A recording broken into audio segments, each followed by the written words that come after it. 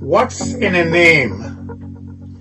That which we call a rose by any other name would smell just as sweet, says William Shakespeare, but that may not be quite true.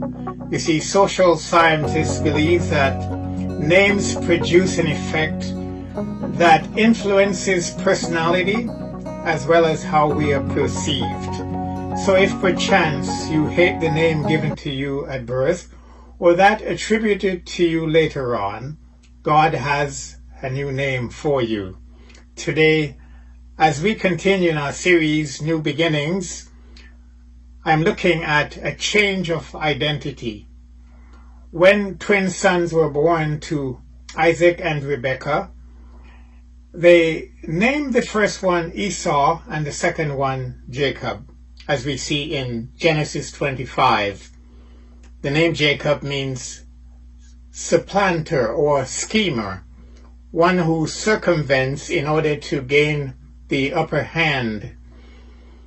You see, Jacob entered this world grabbing onto the heel of his brother, and so he was given the name Jacob, or heel grabber. Jacob lived a life of scheming, acquiring his brother's birthright through deception. This resulted in him traveling over 3,000 miles to get away from his brother, who wanted to kill him. He continued with his scheming when he used trickery to acquire the greater part of his uncle's livestock.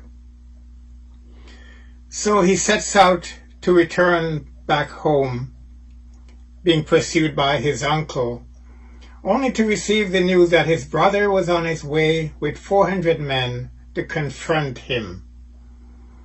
Not a pretty picture. You could say he is between the rock and a hard place. Now, for the very first time, Jacob seeks the Lord in prayer, just as us humans do when we hit the wall. Jacob prayed to the Lord, humbly acknowledging his unworthiness, and for the Lord to save him from the hand of his brother Esau, who was on the way to kill him. Later that night, the angel of the Lord wrestled with Jacob until daybreak. Jacob is desperate. He would not let go unless he receives a blessing from the Lord. Have you ever felt that kind of desperation? Holding on to God in prayer until you receive that which you've been asking for. The angel of the Lord asked him, "What is your name?" Surely God knew what his name was, but I think God wanted to hear it from Jacob himself as a kind of confession of who he was, a schemer, a supplanter. So he answered, "My name is Jacob." Then God said, "Your name will no longer be Jacob, but Israel, no longer a scoundrel, but a prince, because you have struggled with God and with humans and have overcome." As you look to a new beginning, perhaps you are looking for a change of identity as well.